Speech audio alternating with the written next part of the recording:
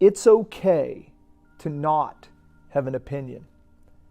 I struggled with this for years, and at times I still do. Not because I was a guy that jumped into the conversation, but because I often was someone who didn't. And I felt pressure to. I was made fun of, mocked for not engaging, for not caring about a specific subject that others felt so deeply about. I've always preferred to not speak unless I either have all of the facts or a sincere passion for the conversation at hand. Some viewed this as arrogance. Some viewed it as ignorance. Some viewed it as me being aloof or antisocial. The reality is I'm below average in a lot of things. There are thousands and thousands of topics of subject matter that I know nothing about, and frankly, I don't care about in the slightest. And when I've gone against that, when I've succumbed to what Urban Meyer refers to as below the line behavior, when I've tried to appear smarter than I am, when I've tried to weigh in on a conversation that I don't want to, or I try to be funny, I've been burned. And listen, I never blame anyone for anything. So in every one of these situations, I am the one to point a finger at. So today is a cautionary message, a cautionary tale to learn from my past mistakes. Understand that not only is it okay to not have an opinion, it is a strength. I think in today's world where everyone has an opinion, I believe it's a breath of fresh air to be around people that listen. Simply listen. Listen without an agenda to speak.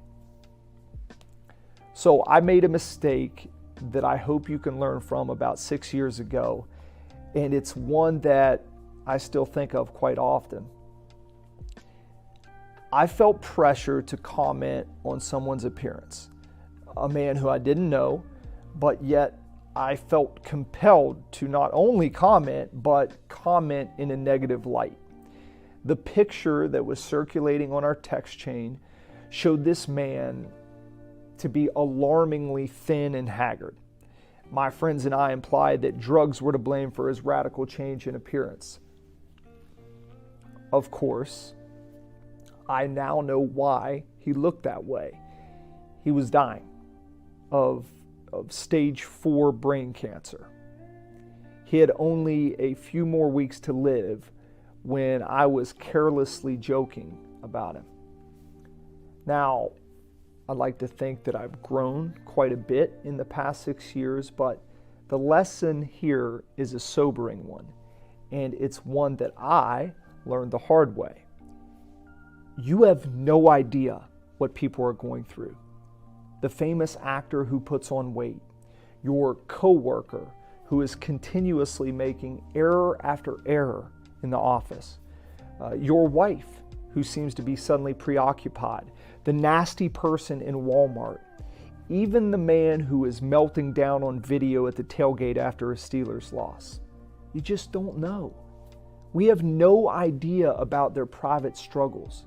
We have no idea about their pain. People, events, circumstances are not asking to be judged by you, by us. And you have the option of having no opinion. Unless you're providing sympathy or empathy, I suggest you use my past as a cautionary tale and mind your own business. No comment is an answer. Nobody asked for your fault-finding disapproval. Nobody needs you to make fun of them. They're struggling. They've got more than enough on their own plate, and they don't need you adding to it. Remember that, because every time you forget, you risk ending up like me, a guy who made fun of a stranger dying of cancer. It's okay today when you get on Twitter, on Facebook, or Instagram, TikTok, Clubhouse, or go down to your local supermarket grocery store to not be offended, to not comment, to not have an opinion. I'd say it might even be wise.